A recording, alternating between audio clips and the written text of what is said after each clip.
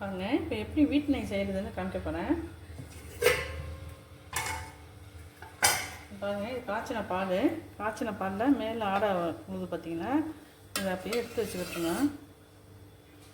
நான் முதல் நாள் கொஞ்சம் எடுத்து வச்சுருக்கேன். இவ்வளோ தான் கிடைக்கும். இந்த 1 லிட்டர் பாலுக்கு இவ்வளோ தான் வரும்.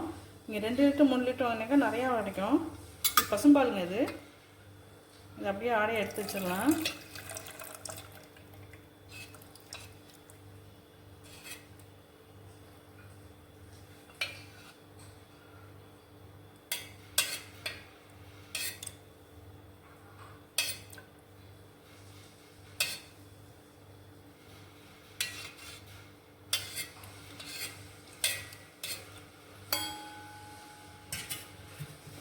இந்த மாதிரி தான் வரும். ஒரு நாளைக்கு கொஞ்சமாக தான் கிடைக்கும்.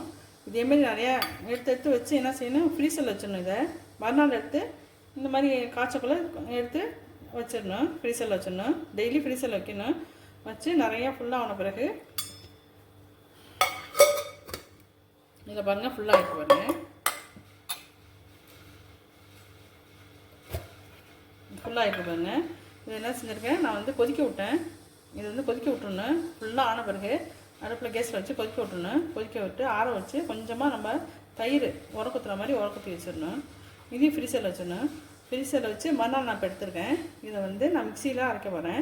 அரைச்சா மேலே அப்படியே வெண்ணெய் தண்டு வரும். அதையும் நான் காமிக்கிறேன். பாருங்கள், இப்போ வந்து இது வந்து பாருங்கள், ஜூஸ் போகிற மிக்சி வச்சுருக்கேன், ஜாரு. அதை தான் நல்லா அரைக்க வரும்.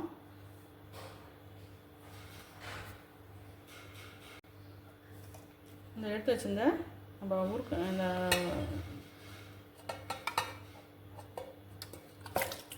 மோரோடையும் அப்படியே ஊற்றிடணும். எல்லாத்தையும் தயிர் ஊற்றி இது முறக்குத்தி வச்சுருக்கேன் நான், கொதிக்க விட்டு. அப்போ தான் நல்லா நெய் வந்து நல்லா மணக்கும். சில பேர் சும்மா செய்கிறாங்க, அந்த மாதிரிலாம் செய்யக்கூடாது. முதல் நாள் உரக்குத்தி வச்சிடணும். மறுநாள் தான் நம்ம செய்யணும்.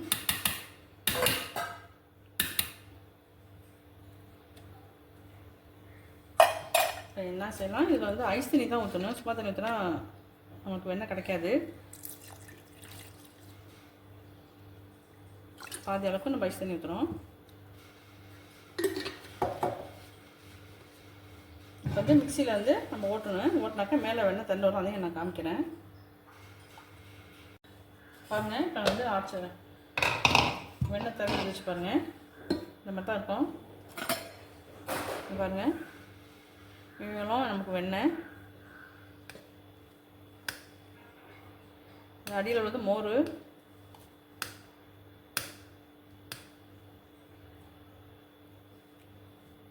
என்ன செய்யலாம், இந்த உருக்கிற பாத்திரத்தில் இதை போட்டுடலாம்.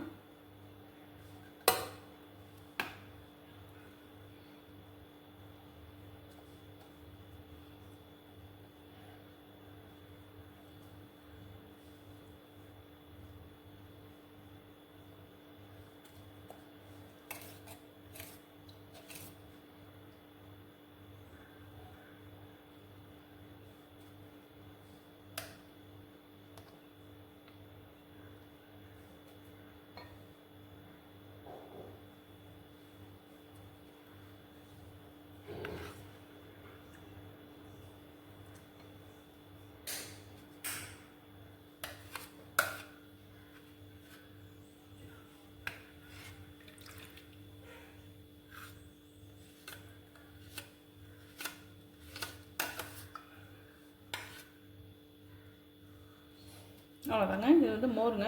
இதை உப்பு போட்டு லைட்டாக நம்ம தாளிச்சு விட்டு வச்சா மோர் ஆக்கிடலாம். அவ்வளோ நல்லது உடம்புக்கு.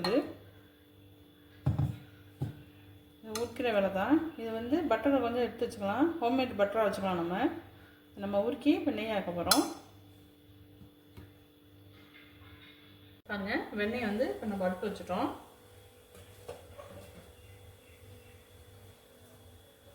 அடுப்பு ஆன் பண்ணிக்கலாம்.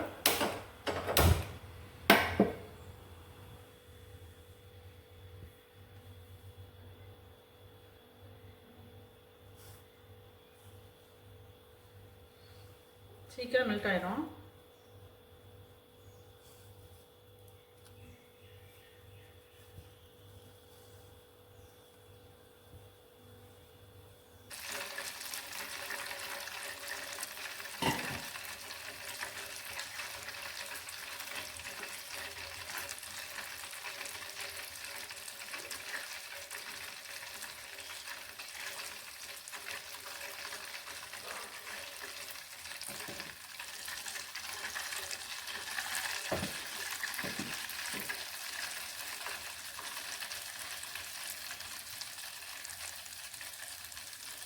இந்த பம்பஸ்லாம் அடங்கினாங்க. அடங்கின பிறகு நம்ம இன்னொரு பொருள் சேர்க்க போகிறோம்.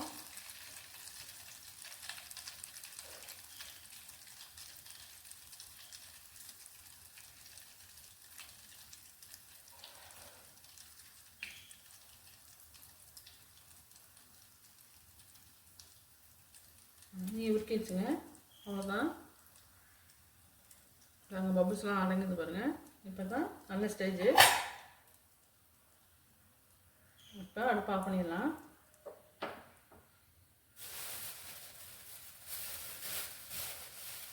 இங்கே பாருங்கள், முருங்கைக்கீரை கொஞ்சமாக வச்சுருக்கேன். இதை அதில் போட்டுடலாம். இது எதுக்குனாக்க உடம்புக்கு ரொம்ப நல்லது. கெட்ட கொழுப்பு இருந்தாலும் முடிச்சிடும். அந்த முருங்கைக்கீரை முடிச்சிடும். அதுதான் சேர்ப்பாங்க. மூடி வச்சிடலாம்.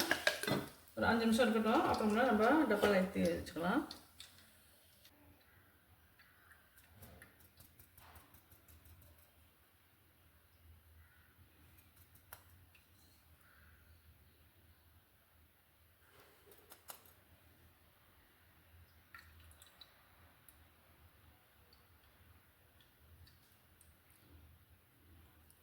பாருங்கள், செஞ்ச நெய், சுத்தமான நெய் சூப்பர் ரெடி ஆகிடுச்சு பாருங்கள். இது நம்ம கைவசமாக செஞ்சுருக்குறோம். எந்த கலப்படமும் இல்லை. அவ்வளோ நம்ம நல்லா சாப்பிட்லாம். இது ஒரு கெடுதியும் வராது நமக்கு. அவ்வளோ நல்லாயிருக்கும். மனமும் அவ்வளோ சூப்பராக இருக்கும். நமக்கு செலவும் கம்மி. நீங்கள் இதே மாதிரி செஞ்சு பாருங்கள். செஞ்சு பார்த்துட்டு எப்படி இருக்குன்னு சொல்லுங்கள். லைக் பண்ணுங்கள், ஷேர் பண்ணுங்கள், சப்ஸ்கிரைப் பண்ணுங்கள். பாருங்கள், இந்த கடுகில் வெறும் சாதத்தை போட்டு பட்டியிருக்கேன். ரொம்ப சூப்பராக இருக்குங்க. இது கடுகு அப்படியே போட்டுறாமல் இதோடு சேர்த்து சாதம் போட்டு சாப்பிட்டு பாருங்கள். வெறும் சாதமே சாப்பிட்லாம். அவ்வளோ மனமாக மணக்கும். அதே மாதிரி செஞ்சு பாருங்கள். இந்த கீரையும் நல்லது உடம்புக்கு. வேஸ்ட் பண்ணிட வேணாம். இதோடு சேர்த்து சாப்பிட்டா ரொம்ப நல்லாயிருக்கும்.